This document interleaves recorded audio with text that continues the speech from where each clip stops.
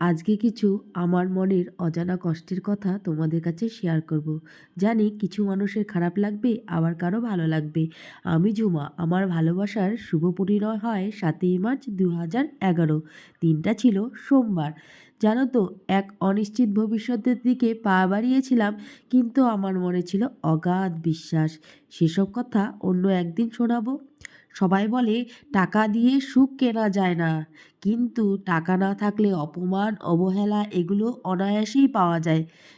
বিয়ের প্রথম বছর বিবাহবার্ষিকী পালন করতে পারিনি, কেউ আমাদেরকে কোনো সারপ্রাইজও দেয়নি। সব বন্ধুরা আমাকে বলে, কি রে, অ্যানিভার্সারি পার্টি দে। আমার বড় বলে, চলো, এখন তো সামর্থ্য আছে, একটা পার্টি করি। কিন্তু আমার মন চায় না, কারণ বিয়ের প্রথম থেকে করতে পারিনি। শুধু তুমি আর আমি মিলে অ্যানিভার্সারি পালন করেছি। আগামী দিনগুলোতে তাই চাই। সঙ্গে তো আমাদের মেয়ে থাকবে। বাস, আমাদের তিনজনের ফ্যামিলি যথেষ্ট।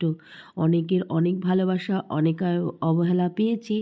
এখন আর কিছু গায়েও লাগে না, কিছু খারাপও লাগে না। ভগবান চাইলে আমরা আগামীতেও এমনভাবে সুখী থাকবো, ভালো থাকবো।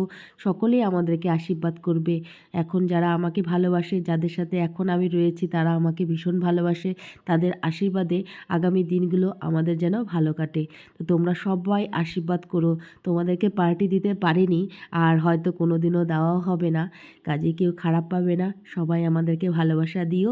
আর আমরা ওই দিন এগুলো খাওয়া দাওয়ার এনে বাড়িতে খাওয়া দাওয়া করলাম। রান্না সেদিন করতে আমার একদমই ইচ্ছে করছিল না। প্রতিবার ভাবি সবাই আমাকে ফোন করবে, উইশ করবে, কিন্তু সেটা আর হয় না। তাই আমি রান্না করিনি, রাতে খাবার বাইরে থেকে এসছে।